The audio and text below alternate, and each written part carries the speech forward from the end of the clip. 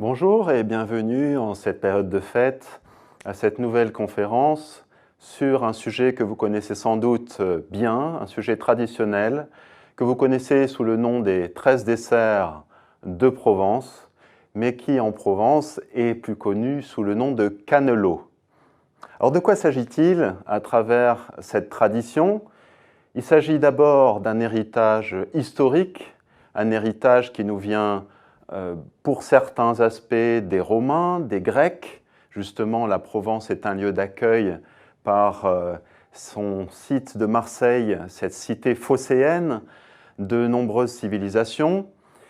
Marseille et la Provence en général, qui est un carrefour entre l'Espagne mozarabe depuis le Moyen-Âge et l'Italie piémontaine, et la Provence qui est l'enjeu de lutte entre les rois de France et les autres comtés, notamment de Toulouse. Alors ceci a donné à la Provence un patrimoine intéressant, une certaine richesse, et les conquérants ont réussi non seulement à gagner les guerres, mais aussi à gagner les paix. Et cela se fait toujours dans toutes les colonies, que ce soit des colonies romaines ou autres, par la gastronomie.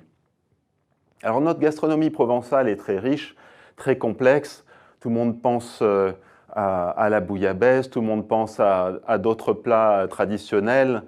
Nous allons nous concentrer sur les 13 desserts, non seulement parce que c'est l'objet des fêtes, mais aussi parce que, vous verrez, ce sont des desserts extrêmement nécessaires, extrêmement vitaux en période d'hiver. Aujourd'hui, nous disposons d'une profusion de mets que l'on peut consommer à n'importe quelle période de l'année grâce aux technologies modernes de la congélation.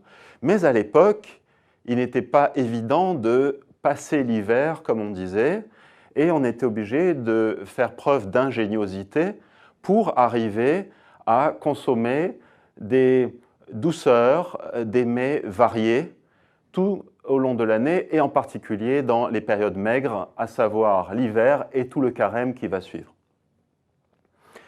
Ces 13 desserts, eh bien, il n'y a d'ancien que le mot dessert. Et encore, en provençal, on parlait volontiers de calisson, pour dire une douceur, ce qui a donné le nom de calisson. Le chiffre 13 est en effet ancien dans les mythologies, dans les religions, je dis bien les religions et pas seulement les religions chrétiennes. Il y a évidemment une symbolique dont nous allons parler, mais ce chiffre 13 est approuvé, il est formalisé uniquement au XXe siècle. C'est-à-dire qu'en 1920, on a une trace écrite du chiffre 13 pour ce qui concerne les mets proposés lors de la veille de Noël en Provence. Alors ces 13 desserts, il faut bien comprendre qu'ils s'inscrivent dans un contexte spatial et temporel. Nous approchons des fêtes de Noël. Alors là, c'est l'objet de grands symboliques à la fois religieuses et historiques, parce que Noël symbolise aujourd'hui la naissance du Christ, mais vous savez sans doute que personne ne connaît la date exacte de la naissance du Christ, et que c'est seulement un concile tardif au 5e siècle après Jésus-Christ qui va fixer cette date de Noël comme sa naissance. Ça n'est pas un hasard non plus. Si les autorités ecclésiastiques choisissent le 25 décembre, c'est parce que cette date correspond à des traditions préexistantes, déjà chez les Celtes et dans beaucoup de civilisations qui vivent dans le nord de l'Europe. Il s'agit, au beau milieu de l'hiver, c'est-à-dire une période de froid, d'obscurité, les jours sont plus courts, de peur et donc de mort, ce qui est inconnu fait peur, il s'agit de faire peur à l'hiver. Il s'agit de chasser l'hiver par des réjouissances qui se font par les Lumières, c'est la fameuse fête des Lumières, et justement, ce qui va marquer par sa lumière la table des 13 desserts, ce sont les 3 chandelles. Le terme de bougie apparaît plus tard, ça vient de ce fameux de cette bourgade d'Afrique du Nord, de Bougie, où on fabriquait de la cire. Pendant longtemps, on ne connaît que le nom de chandelle, d'où la chandeleur qui va suivre quelques mois plus tard. Mais simplement, nous avons ici cette tradition qui regroupe beaucoup d'us et coutumes, à la fois méditerranéens et également nordiques. Alors, ce qui nous intéresse en particulier, c'est cet aspect méditerranéen, et nous allons voir que ces mets que l'on trouve sur la table de Noël en Provence, eh bien, on en hérite d'autres coutumes. C'est le cas, par exemple, pour les juifs ashkénazes, et même certains séfarades, pour le Rosh Hashanah, où il est de coutume de proposer à ses hôtes, à ses invités, une coupelle chargée de fruits et de ce qu'on appelle les fruits secs, parce que cela constitue des mets de choix. Bon, alors, la tradition juive orientale ou occidentale de l'Europe, mais également israélienne aujourd'hui, et également chez les autres religions. Par exemple, les Égyptiens chrétiens ont cette coutume des desserts qui sont passés aujourd'hui beaucoup à 13 en diapason avec la tradition provençale. Et on trouve aussi cette tradition tout autour de la Méditerranée, en Catalogne, pour fêter le Nouvel An.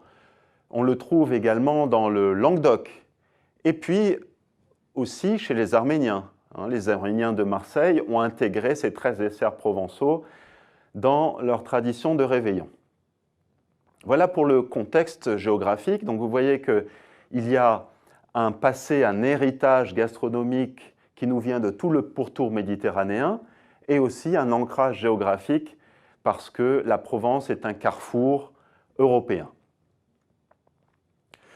Maintenant, la dimension temporelle de la veille de Noël, c'est celle qui va marquer notre table, celle dont nous allons parler aujourd'hui. Alors, il y a toute une préparation mentale, une préparation théologique également. En ce qui concerne la Provence, une famille traditionnelle provençale va préparer cette table en famille, en veillant bien à ce qu'il y ait 3 nappes, puisque le nombre 3 va symboliser la Trinité, mais ça n'est pas toujours le cas, on verra. Par exemple, pour les nougats, les 3 nougats vont symboliser les 3 rois mages.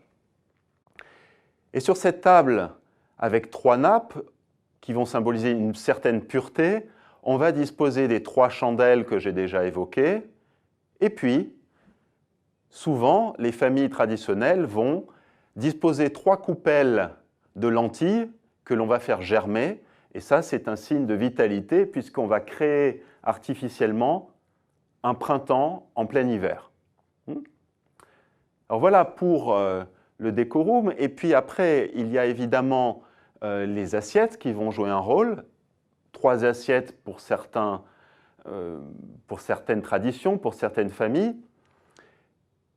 La crèche qui va décorer, c'est un contexte avec les tissus provençaux. Et puis les desserts. Alors, nous en venons au vif du sujet, mais il faut savoir que le nombre de desserts est très aléatoire. Lorsque le musée des us et traditions marseillais, qui a été créé au début du XXe siècle, essaie de recenser le nombre de desserts proposés lors de cette soirée de Noël, eh bien on en trouve jusqu'à 55. Ce sont 55 desserts différents dans lesquels chaque famille, chaque canton, chaque ville peut piocher sans être anachronique. Ensuite, eh bien, chaque famille elle-même a ses variantes. Ça veut dire qu'il y a finalement des centaines de desserts. Mais je ne veux pas vous dérouter. Nous allons nous en tenir à des desserts traditionnels les plus connus. Par exemple, ceux de la salle de la vigile de Noël représentée dans ce fameux musée des traditions marseillais. Lorsque l'on prépare la table, on va poser un temps d'arrêt entre la table nue et la disposition des desserts. Et pendant ce temps, qu'est-ce qu'on va faire? Eh bien, on va se préparer culturellement à la vigile du grand souper. Alors, ce grand ou gros souper, ça va être ce qu'on va consommer avec les 13 desserts après la messe de minuit. Mais pour combler le moment entre lesquels on va ordonner la table et celui où on part à la messe, on peut aller, par exemple, écouter la fameuse pastorale de Morel. Nous en reparlerons. Mais pour l'instant, allons dans les victuailles de la table de Noël et je vous propose de procéder d'une façon assez logique en allant des produits les plus simples, par exemple les fruits frais, tels qu'on peut les trouver directement dans la nature, aux mets les plus sophistiqués, comme par exemple le vin qui a eu besoin d'un certain temps de maturité, ou toutes les pâtisseries qui demandent un savoir-faire traditionnel de Provence. Commençons par les fruits. Alors ces fruits frais, il y en a 4 essentiellement, mais on va voir que finalement il y en a 6. Avec le temps, les traditions évoluent. D'abord, les poires et les pommes. La pomme qui a un rôle symbolique puisque c'est elle qui est à l'origine du péché originel. Et cette pomme que l'on va retrouver dans tous les marchés de Noël sous forme de pomme d'amour, par exemple. Donc elle a une symbolique très forte, mais pourquoi est-ce qu'elle a une symbolique forte aussi pendant les périodes de fête de Noël? Tout simplement parce que c'est un fruit que l'on peut consommer encore frais. Pour la poire, c'est pareil, sauf que avant de disposer les poires sur des treilles pour les conserver, on va cirer, on va boucher le pédoncule par un petit cachet de cire. Ça permet à la poire de ne pas s'abîmer. Et puis, si on propose des poires aux tables de Noël, c'est aussi pour faire honneur aux convives, parce que la poire n'est pas un fruit anodin, elle est, depuis Louis XIV à peu près, le fruit des rois. Lorsque nous nous situons sous l'Ancien Régime, c'est-à-dire vers le XVIIe, XVIIIe siècle, la poire se compte par dizaines dans ses variétés. Sur les étals de marché, il est courant de trouver jusqu'à 23 sortes de poires et on n'hésite pas à proposer les poires les plus riches, les plus rares, aux monarques des autres pays qui viennent à la cour de Versailles. Alors, en Provence, cette poire, elle est très réputée et puis également sous sa forme liquide, la poire. Alors voilà pour nos 2 premiers fruits frais. Les fruits qui accompagnent cela lorsque l'on veut mettre les fruits frais à l'honneur, eh bien, ce sont des agrumes, avec en particulier l'orange et la mandarine.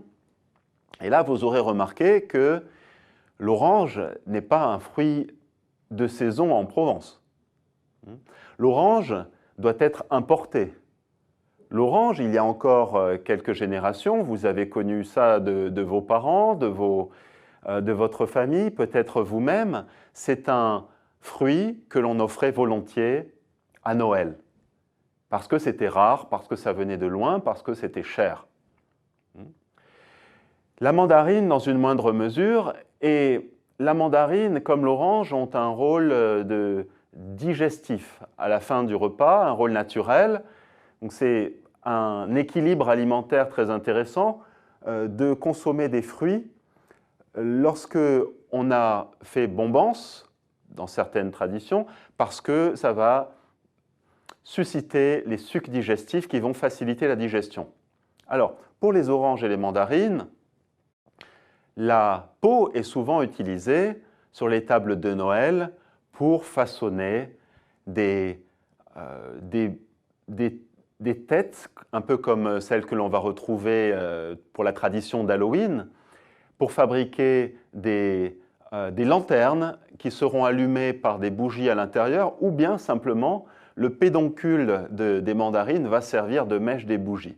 Voilà, ce sont des des souvenirs, des plaisirs d'enfance qui doivent remonter à votre esprit à cette évocation. Cinquième type de fruit, c'est le raisin, un raisin tardif, un raisin qu'on a réussi à conserver malgré le temps qui sépare les moissons de septembre au moment du réveillon de Noël. Et puis un fruit qui paraît assez incongru pour la saison et pourtant typique des traditions provençales, c'est le melon. Mais attention, on ne parle pas ici du melon de Cavaillon qui serait abîmé depuis longtemps si on l'avait conservé. Nous parlons du fameux verdao, le verdao en provençal, qui est traduit en français par le melon vert. Le melon vert qui est un fruit d'hiver qui fait le délice des particuliers, mais que l'on ne peut pas trouver partout, notamment dans le nord de l'Europe. Bien, alors voilà pour, en ce qui concerne les fruits frais, et maintenant nous allons parler de fruits qui ne sont pas frais, c'est-à-dire qui sont soit secs, soit séchés, soit conservés par d'autres artifices et d'autres techniques. Et je voudrais d'abord vous parler, lorsqu'on parle de fruits secs, de ce qui n'est pas vraiment des fruits, mais qu'on appelle en provençal les pachichois, et qu'en français, on surnomme les mendiants. Alors, beaucoup d'entre vous doivent s'exclamer « Ah, oh, je vous entends déjà ». Simplement, les mendiants s'apparentent à une tradition religieuse. Il ne s'agit pas seulement de fruits qui, par leur simplicité, pourraient convenir aux simples mendiants, qui sont à la portée de toutes les bourses.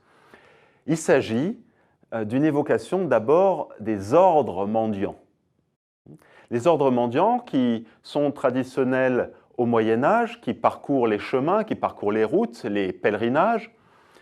Et ces ordres mendiants, ce sont essentiellement les franciscains, les dominicains, les capucins et puis les carmes.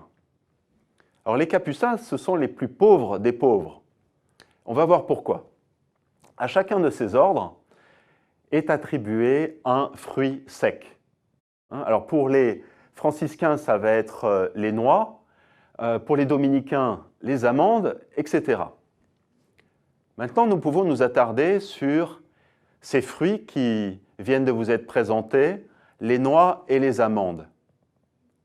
On peut dire que ce sont des bases alimentaires et des bases de notre table de Noël, tout simplement déjà parce qu'ils sont présentés tels quels.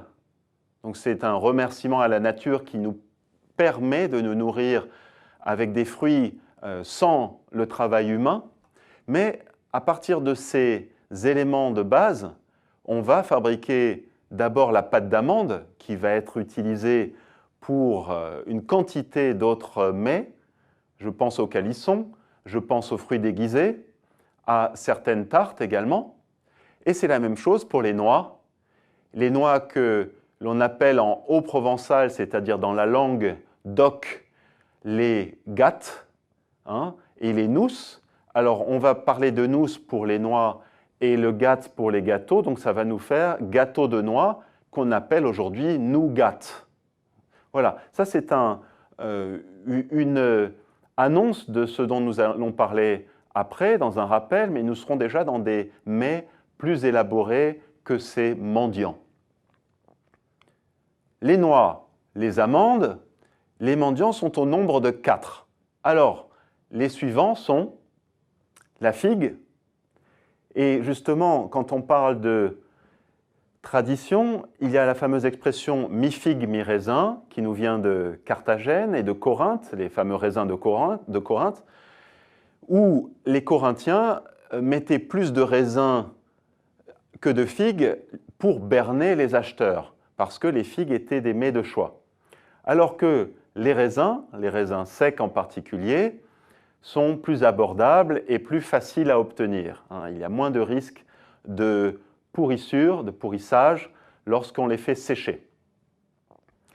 Alors ces raisins secs, il ne remonte pas à la nuit des temps pour ce qui concerne la Provence, puisque ce sont les Romains qui vont nous apprendre à les cultiver, à les bonifier. Nous n'avons que des raisins sauvages jusqu'au IIIe siècle après Jésus-Christ, et c'est l'apport des envahisseurs, leurs techniques qui vont nous permettre de développer des raisins de qualité, des raisins goûteux, et surtout, ce qu'on va faire avec le raisin, et en particulier le vin. Bien, alors ces pachichois, ces mendiants, lorsqu'on les combine, par exemple en mettant une amande ou en mettant une noix dans une figue, c'est ce qu'on va appeler le nougat des pauvres. C'est une recette extrêmement simple et pourtant délicieuse et extrêmement utile en hiver lorsqu'il fait froid et qu'on a besoin de tous les minéraux et de toutes les vertus que le froid nécessite. Il y a également, depuis un certain nombre d'années, d'autres fruits secs qui sont facilement pris pour des mendiants. Alors ce sont des intrus, mais qui font le régal quand même des goûteurs et des pâtissiers. Ça fait le plaisir des pâtissiers qui peuvent proposer dans les confiseries les noisettes et parfois même encore un autre fruit, c'est des fruits qui vont servir à fabriquer les pralinés, qui vont constituer évidemment des desserts de choix. Alors, maintenant, on est passé à un stade qui va remplacer le nougat des pauvres par un nougat des riches, sans être tout à fait le nougat provençal, que l'on trouve dans toutes les confiseries françaises aujourd'hui pour les fêtes de Noël. Il s'agit de placer sur une pastille de chocolat les mendiants, et parfois même une seule sorte de mendiant. Alors sur l'illustration que vous voyez, c'est du chocolat aux noisettes. Voici une variante moderne des mendiants. Et je dis bien très moderne parce que le cacao n'est pas disponible en Provence pendant très longtemps. Après les fruits secs, les fruits séchés. Alors les fruits séchés, ce sont des techniques extrêmement élaborées. Il s'agit de ne pas abîmer le fruit. On va essayer de conserver la forme d'origine.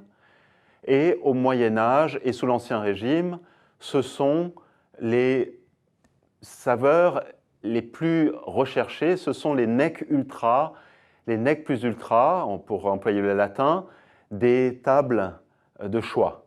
On peut avoir des fruits exotiques, des ananas entiers, confits. Donc ça va être ces fruits confits, on va dire. Mais avant, cette histoire de fruits séchés, à ne pas mélanger avec les autres types de fruits, vont comprendre les dattes, les abricots et les pruneaux, mais pas n'importe lesquels. Les pruneaux, ça va être les pruneaux de Brignoles, les plus réputés, comme les prunes de Brignoles à la fin de l'été, près de la Sainte-Baume, un haut lieu de tradition provençale et religieux. Les abricots, c'est comme les cerises, ça va être les fruits typiquement importés par les Romains lors de l'invasion de la Gaule. On ne connaît pas les abricots en France avant le IVe siècle avant Jésus-Christ. Et ces abricots, comme les cerises, alors les cerises, on ne les trouve pas telles quelles, sous forme séchée ou confites sur la table de Noël, mais les produits dérivés, si. Et enfin, les dattes. Alors les dattes, c'est curieux, c'est un fruit qui ne pousse pas en Provence. Maintenant, si, mais ce ne sont pas les meilleures dattes pour la consommation. C'est un fruit qui vient de l'Afrique du Nord et que les légionnaires romains, les centurions également, apprécient et font découvrir en Gaule. Pourquoi utilise-t-on ces dattes parmi les desserts provençaux avec une tradition catholique? C'est à la fois cet héritage ancien qu'on ne peut effacer, un héritage paganiste donc païen, les dieux romains, mais aussi une christianisation de ces coutumes, puisque l'histoire raconte que lorsque vous mangez une date et que vous voyez le fameux « O » inscrit sur le noyau, on interprète cela comme le cri, l'exaltation qu'auraient poussé Marie, Joseph et Jésus lorsqu'ils ont goûté leur première date. Voilà pourquoi, sur certaines tables de Noël, on peut proposer toutes sortes de fruits, et le fruit exotique par excellence, ça va être la date, qui pour certains puristes est le seul autorisé. Avec les dates, avec les amandes qui vont être broyées, qui vont être travaillées pour en faire non seulement de la pâte d'amande, mais ce qu'on appelle pendant longtemps du marsepain, c'est le terme médiéval, on va pouvoir confectionner toutes sortes de régals, toutes sortes de douceurs qui, par une association de goûts et de couleurs, vont faire le régal des tables et surtout le régal des enfants parce que c'est facile à fabriquer et à proposer les fameux fruits déguisés. Et là encore, c'est une évocation religieuse puisque le déguisement ne fait pas le moine et c'est une évocation également des ordres mendiants, mais aussi des autres ordres religieux. Autre type de fruits travaillés, les fruits confits. Alors ces fruits confits, j'en ai évoqué avec des fruits exotiques qui pouvaient être proposés sur les meilleures tables. Il faut prendre en compte les traditions de Provence.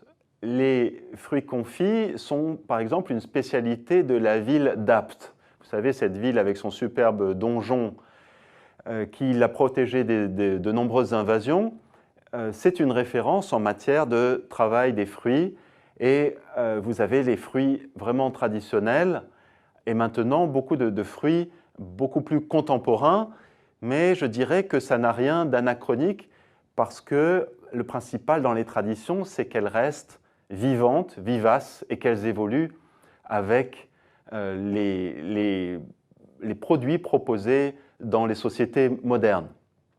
Voilà, il faut se méfier de ces a priori qui consistent à critiquer les 13 desserts dès qu'il n'y a pas les mêmes qu'autrefois. Les pâtes de fruits, c'est une autre façon de travailler les fruits. Cette fois-ci, en mélangeant les pâtes, on obtient une mélasse. Et justement, nous avons là une façon très importante de conserver les fruits pendant tout le Moyen-Âge et l'Antiquité. Vous savez que les conservations d'aliments se font soit par le séchage, soit par le fumage, soit par la salaison, soit par le sucrage. Lorsque l'on sucre, il faut d'abord vider l'aliment de sa substance humide, c'est-à-dire de l'eau. Et on va remplacer cette humidité par une mélasse. Or, le sucre de canne, tel que nous le connaissons aujourd'hui, est beaucoup trop cher pendant longtemps. Il va falloir donc le remplacer par des sucres plus abordables. Ce sont les sucres de fruits, sous forme de mélasse, c'est-à-dire des mélasses de raisin, des mélasses de betterave, et puis également du miel qui va donner une saveur particulière aux aliments. Quels sont les aliments en priorité conservés par cette technique de confisage? Eh bien, ce sont les viandes. Les viandes avec le confit de canard, avec le confit d'oie, et les confits de fruits, c'est-à-dire les confitures, les pâtes de fruits, ce genre d'aliments, c'est minoritaire par rapport aux viandes dans une véritable confiserie. Une véritable confiserie, comme on peut encore en trouver aujourd'hui, propose non seulement des viandes en conserve et confites, mais aussi les vins pour les accompagner. Voilà pour ce qui est de la pâte de fruits, mais les pâtes de fruits sont un savoir-faire qui a permis de découvrir des fruits qu'on ne pourrait pas consommer sinon. Alors, nous allons parler maintenant des pâtes de fruits relativement rares, mais que, grâce à leur rareté, on va proposer à la table de Noël. Et je voudrais vous parler de 3 pâtes de fruits remarquables, mais peu courantes au regard des autres combinaisons de fruits. D'abord, le coing. Vous connaissez tous sans doute la pâte de coing, mais ça n'est pas un hasard si on va proposer cette pâte parmi les 13 desserts. Là encore, c'est un clin d'œil aux poires que j'ai cité avant. La pâte de coing est le fruit des rois à l'époque de Henri III et Henri IV. Donc nous sommes 1 à 2 siècles avant la table de Louis XIV. Et cette pâte de coing, elle va devenir une spécialité de certains endroits, notamment Cotignac, on parle des fameuses Cotignac, mais également de certains endroits de Provence, avec une qualité de cuisson qui va déterminer la couleur de la pâte et sa consistance. La seconde pâte de fruits dont je souhaite vous parler, eh bien, c'est ce fruit. Ce fruit qui peut vous étonner, il s'agit de la sorbe. Et grâce au sorbier, qui est l'arbre sur lequel ça pousse, ce sont des petits arbustes jusqu'à des arbres d'une quinzaine de mètres, c'est ce qui permet de donner un goût aux premiers sorbets. Les sorbets qui, comme les pâtes, sont découverts par Marco Polo en Chine. Et lorsqu'on ramène cette technique, Marco Polo est du pourtour méditerranéen, donc c'est la Provence, l'un des premiers comtés français à utiliser la technique des sorbets. Les sorbets, évidemment, on peut en consommer en dehors de l'hiver grâce aux glacières enfouies en souterrain. Eh bien, ces sorbes, ce sont des fruits que l'on ne peut pas consommer sans être malade, nous, êtres humains. Ils doivent être traités de la même façon que les cédrats, de la même façon que les coings. En revanche, ils sentent très bon avant d'être mûrs et font le régal des oiseaux. Alors peut-être connaissez-vous mieux ces fruits, ces fameuses sorbes, sous le nom de sorbe des oiseaux ou même de sorbe des oiseleurs. Beaucoup de jardiniers ont fait pousser des plants de sorbier en bordure de leur jardin parce que ça attire les grives. Et ces grives, après, on peut les capturer facilement. Et vous savez qu'en hiver, mieux vaut manger des grives que des merles. Alors, ensuite, on a encore un fruit qui est relativement rare dans notre consommation d'aujourd'hui, mais qui est d'autant plus recherché pour les tables de choix, ce sont les cédrats. Alors ces cédrats, c'est la famille des agrumes, des hespéridés, et c'est une sorte de citron qui nous vient de l'Asie. Les châtaignes également, ou les marrons, toujours avec cette technique du confisage. Et puis, je vais vous montrer d'autres produits issus de ce que j'ai évoqué auparavant, toutes les confitures. Mais il y a également une partie très riche de la table de Noël, de ces 13 desserts, c'est tout ce qui va être élaboré à partir de pâtes, donc des pâtes de blé, des pâtes de céréales d'hiver, et en particulier les croquets avec lesquels on va incorporer des mendiants, ça peut être les croquets aux amandes, mais également beaucoup de gâteaux de noix. Alors il y a ceux que vous connaissez sous le nom de nougat, mais il va y avoir ici des tartes aux noix. Il y a également toute cette tradition, en particulier d'Aix-en-Provence, des calissons, c'est-à-dire les fameuses douceurs, qui incorporent 5 ingrédients: la pâte d'amande, la couche de sucre, l'hostie sur laquelle repose le mets, et également de l'orange et de l'écorce de melon. Autre pâtisserie, de la famille des fougasses, on en dénombre 3 couramment. Ça va être la pompe à l'huile d'olive, fruit typiquement méditerranéen. Ça va être la fougasse à la fleur d'oranger. Et les fleurs d'oranger les plus réputées sont celles de Grasse. Et enfin, le gibassier, qui est une sorte de fougasse sucrée.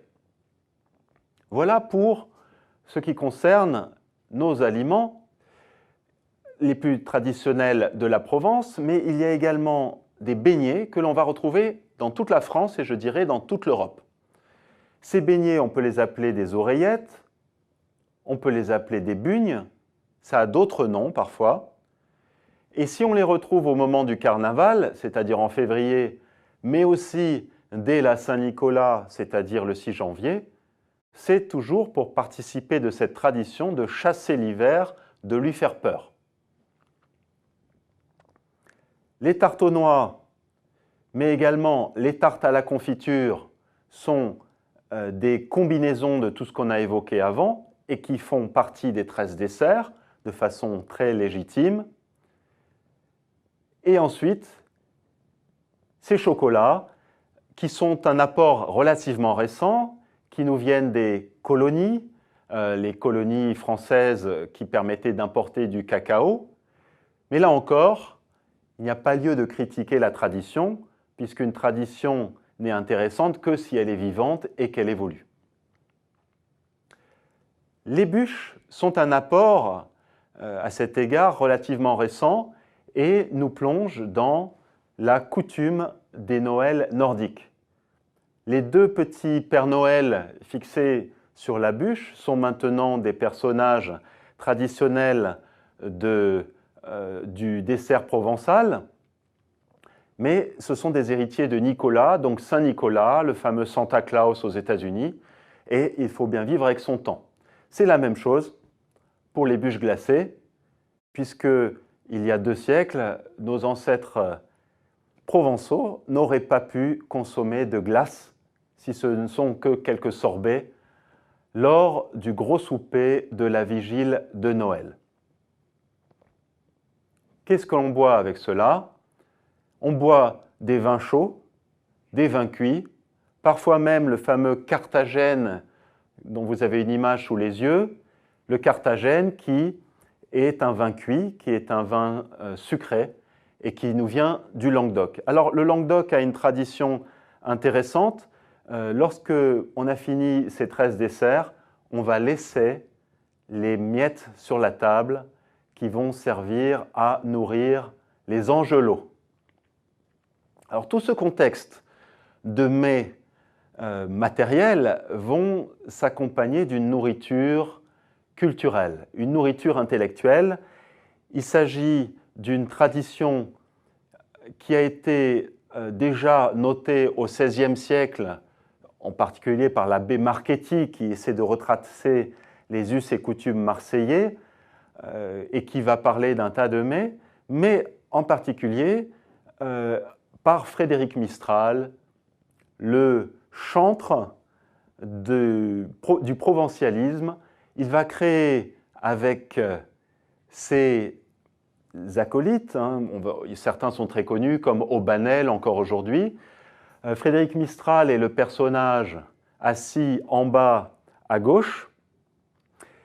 Frédéric Mistral et ses disciples, au nombre de 7, aussi 7 qui est un chiffre relativement symbolique, on pourra en reparler, ils vont créer un mouvement qui s'appelle le félibrige, et les félibres sont les protecteurs de la langue provençale, c'est-à-dire à la fois dans sa sauvegarde et son évolution, mais également les protecteurs de la culture provençale.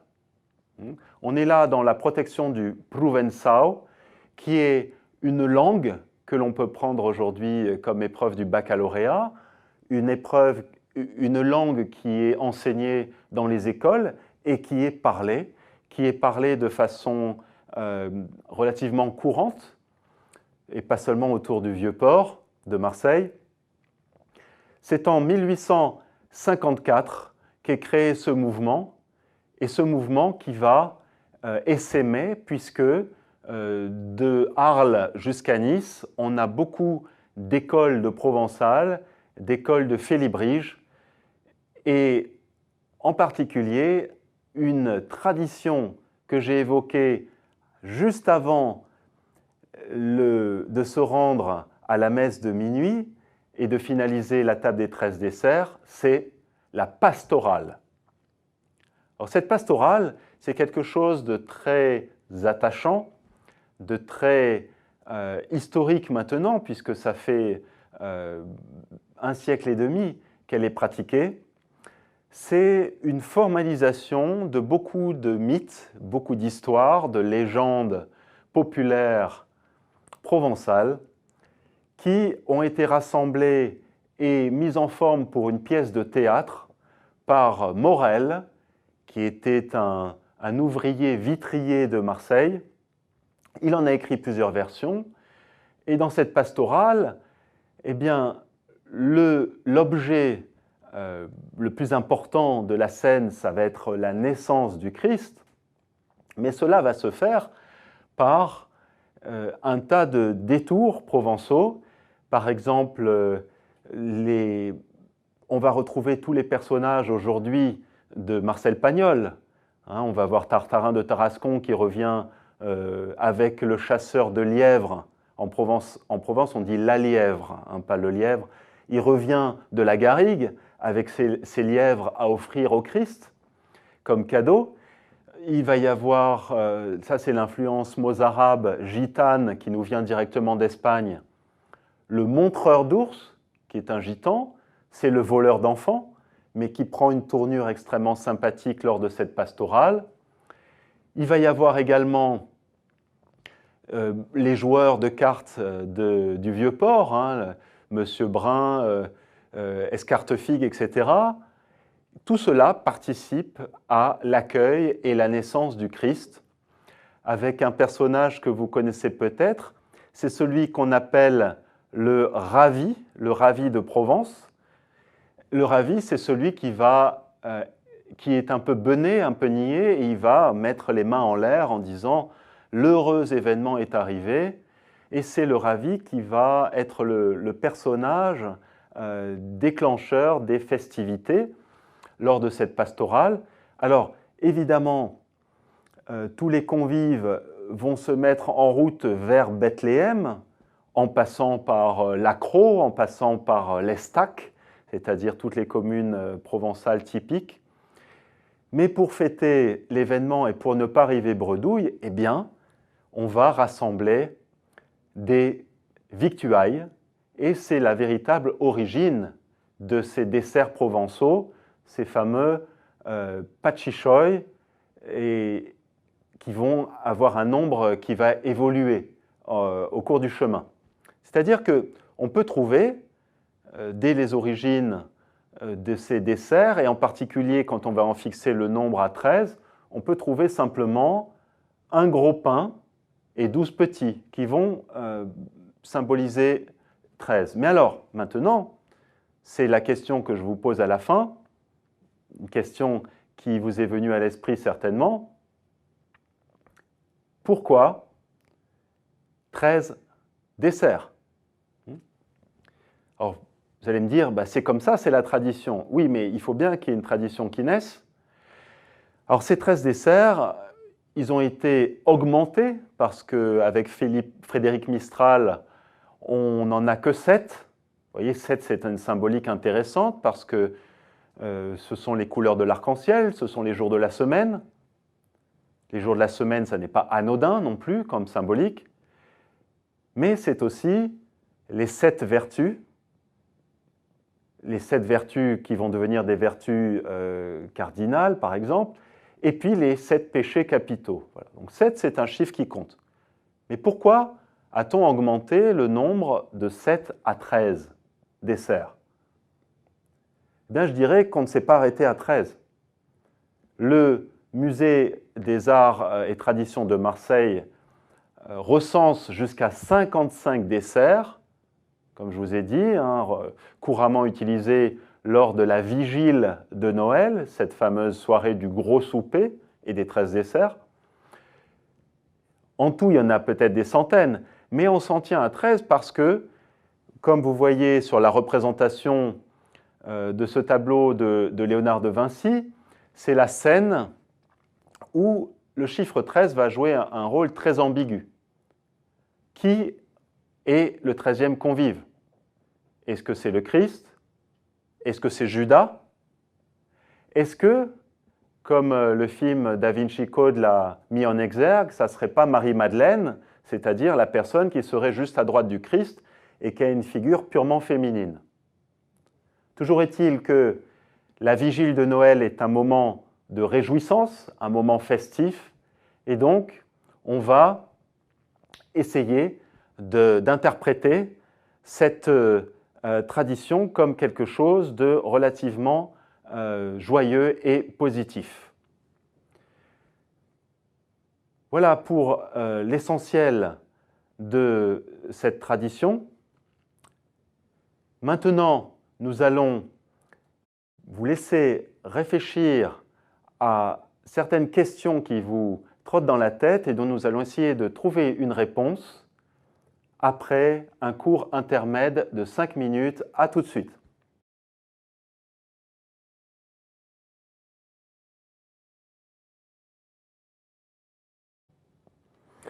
Bien, je vois que cet intermède a été fructueux, les questions sont arrivées en nombre, elles ont de loin dépassé le nombre de desserts possibles sur la table de Noël. La première question qui nous vient est celle de Montrond-les-Bains, où on nous demande si cette coutume des 13 desserts a dépassé nos frontières. Alors là, c'est une question complexe. Si on parle de frontières en termes culturels, oui, parce que la tradition Nissart a par exemple utilisé cela. La tradition piémontaise, c'est-à-dire tout ce qui est de l'autre côté de Nice et qui appartient, vous savez que Nice et la Savoie sont devenus français en 60 uniquement, 1860.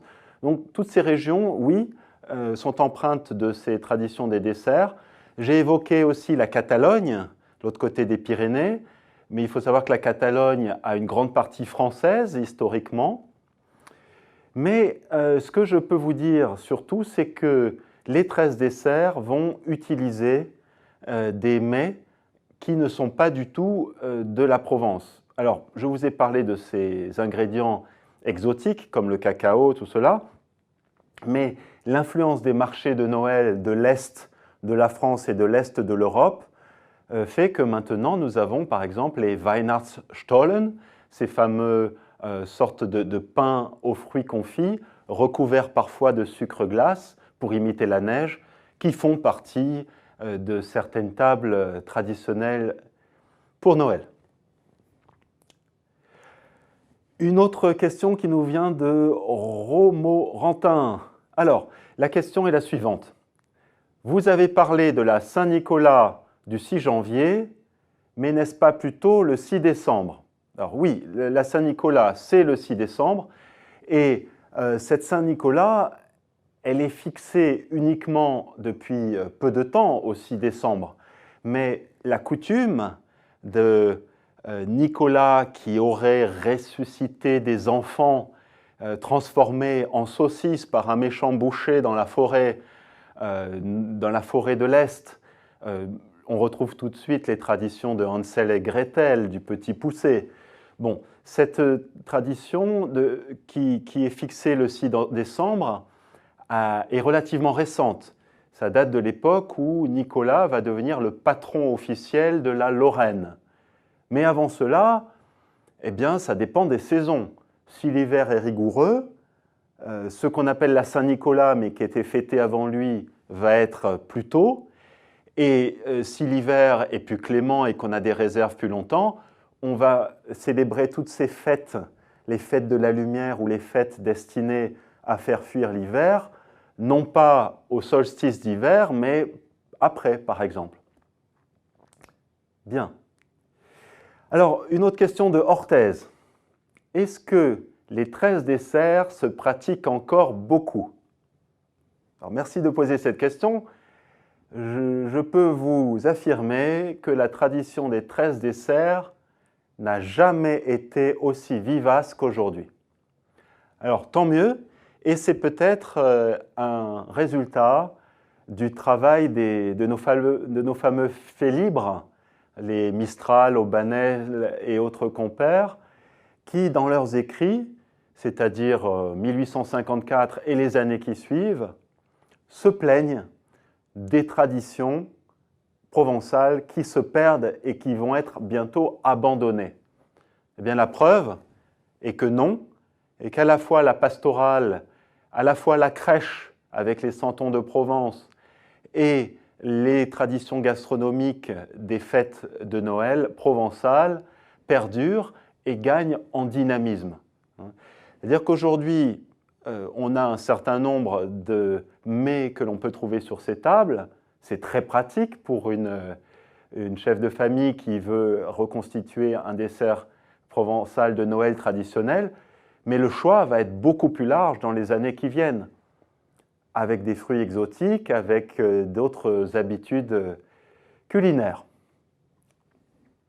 Bien. Au Gondis, la question suivante. Quelle est la comparaison entre ce chiffre 13 qui porte normalement malheur et ce côté festif des 13 desserts? Voilà. Ça, c'est une question vraiment intéressante. Toutes les autres d'ailleurs aussi. Simplement, 13 desserts utilisent le chiffre 13 qui est très ambigu. Vous avez dit normalement qui porte malheur. Ça dépend pour qui. Ça dépend pour qui, et 13, ça peut être un chiffre qui porte bonheur au contraire. Alors le chiffre 13 est très problématique. De toute façon, il fallait un nombre indivisible, parce que les nombres indivisibles représentent une symbolique en eux-mêmes. Le chiffre 3, la chrétienté en a fait le chiffre de la Trinité. Le chiffre 5, le chiffre 7, le 13, etc. Si on retient le chiffre 13, ça n'est pas seulement parce que ça rentre dans le calendrier du mois, on ne peut pas parler de plus de 31 chiffres, c'est parce qu'il y a cette référence à la cène, c'est-à-dire le dernier repas, et ça porte chance si on va considérer que le 13e convive est le convive qui fait passer les autres avant, c'est-à-dire le Christ, ou si le 13e convive est Judas. Mais Judas, c'est celui qui porte malheur dans la tradition chrétienne, parce que dans la tradition judaïque ou islamique, pas spécialement. Alors ce chiffre 13, il peut être mal ou bien interprété, mais ce qui est sûr, c'est que c'est un chiffre qui n'est pas banal et qui va peut-être provoquer la chance, en tous les cas, des événements peu banals. Une question de Rennes à présent. Quel est le rôle des noix dans les desserts? Alors la noix a des vertus d'abord extrêmement intéressantes. C'est un fruit qui va apporter beaucoup de minéraux, de vitamines, des oméga 3, qui est très intéressant par exemple pour les voyageurs. Vous partez en pèlerinage à Rome, à Compostelle, peu importe, eh bien, vous ne pouvez pas vous encombrer. Donc vous avez intérêt à prendre des aliments très riches en apports nutritifs. La noix est idéale, c'est un aliment gras avec des graisses saturées. Et aujourd'hui, les grands sportifs, ceux qui font des trails, des randonnées extrêmes, apportent encore ces aliments avec eux. On ne fait pas mieux que la nature. Alors après, quand vous me posez cette question du lien avec les noix et les 13 desserts, ça n'est pas un lien symbolique, si ce n'est par l'entremise des ordres mendiants. Nous avons maintenant une question de Maubeuge. Est-ce une tradition qui est encore très suivie en Provence? Alors oui, c'est une tradition très suivie en Provence, mais je dirais que c'est le contexte qui est suivi. C'est-à-dire qu'il va y avoir non seulement les 13 desserts, mais ça va plus servir de décoration à la table. Le gros souper qui va suivre la messe de minuit, il est composé de plats beaucoup plus nationaux, hein, la dinde de Noël avec ses marrons, etc. Et ces coutumes qui consistent à aller, par exemple, écouter la pastorale, eh bien, ça se multiplie. Alors que c'est un spectacle entièrement en provençal, les participants n'hésitent pas à s'y rendre avec leurs enfants et à apprendre les textes par cœur, même de façon phonétique. Et il y a plusieurs théâtres qui proposent ces pastorales, et partout en Provence, et parfois, quand on a de la chance dans d'autres villes, et même dans la capitale de la France, on peut écouter une pastorale à Noël. Où se situe le musée provençal? N'est-il pas à Arles?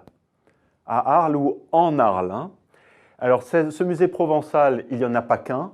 Je dirais que chaque commune, maintenant, a le sien en Provence. Le musée d'Arles est extrêmement réputé. Il fait partie l'Arlésienne est une actrice à part entière dans la pastorale, dans les santons aussi. Alors, attention, il ne s'agit pas de l'Arlésienne qu'on ne voit jamais, hein. Là, c'est celle de l'opéra. Moi, je parle de l'Arlésienne que l'on voit et qui apparaît. Le musée que j'évoquais auparavant, eh bien, c'est le musée des arts et traditions de Marseille qui a été créé en 1903 et qui a maintenant été déménagé parce qu'il avait besoin d'un sérieux coup de dépoussiérage. Une question maintenant des châtaignes. Alors, les châtaignes pour la localisation de la question. Et la question est la suivante. Pourquoi, parmi les desserts, y a-t-il une pâtisserie La Fougasse? Bon, alors La Fougasse, c'est un nom générique. Les fougasses les plus connues sont les fourrés aux légumes, c'est-à-dire les ingrédients qui vont servir pour la ratatouille en général.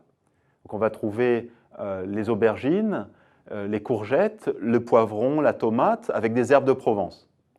Si on utilise ce terme de fougasse, qui pour nous est le signe d'une friandise salée, pour les desserts de Noël, eh bien c'est parce qu'on va utiliser la même forme et on va mettre à l'intérieur de la fleur d'oranger ou du sucre ou d'autres préparations. Mais je tiens aussi à préciser que le dessert ne signifie pas uniquement du sucré. Le fait de repousser tout le sucré à la fin du repas qu'on appelle le dessert, ça commence uniquement en France avec la table de Louis XIV. Mais cette influence des Médicis à la cour de France n'est pas suivie dans les autres pays d'Europe. Et c'est la raison pour laquelle vous avez ce mélange de salé-sucré à beaucoup d'endroits. Regardez la moutarde de Crémone en Italie, la Süßersenf en Allemagne. Ce sont des condiments qui mélangent sucré et salé. Alors il faut voir la table des desserts dans cet esprit. Nous ne sommes pas près de la cour du roi de France. Une question de Montrond-les-Bains. Ce n'est pas 13 desserts fixes, finalement. Peut-on prendre le nombre qu'on veut et ceux qu'on aime et ceux que l'on a sous la main? Eh bien oui, on peut.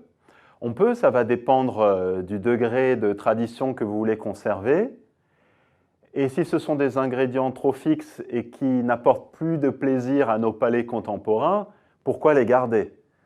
L'intérêt de ces 13 desserts, c'est justement de mettre l'eau à la bouche, de mettre en appétit, parfois de patienter jusqu'au gros souper, et on aurait tort de se priver de rajouter des ingrédients maison ou contemporains. Une question de Rennes. Les desserts provençaux sont-ils réservés à la période de Noël? Bon, là encore, ça fait partie des hasards de l'histoire. Il y a des mets que l'on va trouver à toute période de l'année, regardez les calissons d'Aix-en-Provence, on peut en offrir n'importe quand, on peut en consommer n'importe quand. Alors que pour d'autres, c'est aussi délicieux, c'est aussi bon, ça pourrait avoir autant de succès et pourtant on n'en consomme qu'aux périodes de Noël. Et je pense, j'ai un exemple à l'esprit, c'est celui des marrons. Il est très peu courant de manger des marrons, qu'ils soient sous forme salée ou sucrée, c'est-à-dire glacée, en dehors des fêtes. Quel dommage! Alors, une question de Laïlé. Pourquoi fait-on attention de ne pas être 13 à table? Bien. Alors, quand on est 13 à table, on se débrouille pour trouver un subterfuge. On peut par exemple mettre ce qu'on appelle les couverts du pauvre, se doutant bien qu'un mendiant ne va pas venir taper à la table pour constituer le 14e convive. Mais c'est pour la même raison que j'ai évoquée tout à l'heure. Si on ne veut pas être 13, c'est parce qu'il y a une superstition, à tort ou à raison, liée au 13e personnage de la scène. Alors, est-ce que le 13e, c'est le personnage le plus royal, c'est-à-dire le Christ dans toute sa grandeur, ou est-ce que c'est Sainte Madeleine, Marie-Madeleine, qui va constituer la personne parjure pour l'Église catholique qui veut la primauté des hommes, ou alors est-ce que c'est Judas qui a vendu, qui a trahi le Christ? Voilà cette symbolique. Et d'ailleurs, il n'y a pas qu'à table que les superstitions ont la dent dure, c'est le cas aussi des avions. Vous noterez qu'il n'y a jamais de siège numéro 13 dans les avions. Alors, on n'a pas trouvé comme parade de laisser le siège vide, ça serait dommage, on supprime simplement le chiffre 13. On ne sait jamais sur quel type de passager on peut tomber. Maintenant, Saint-Brieuc. La tarte provençale fait-elle partie des 13 desserts? Bon, alors là, ça va être une question de tarte provençale. De quelle tarte parle-t-on?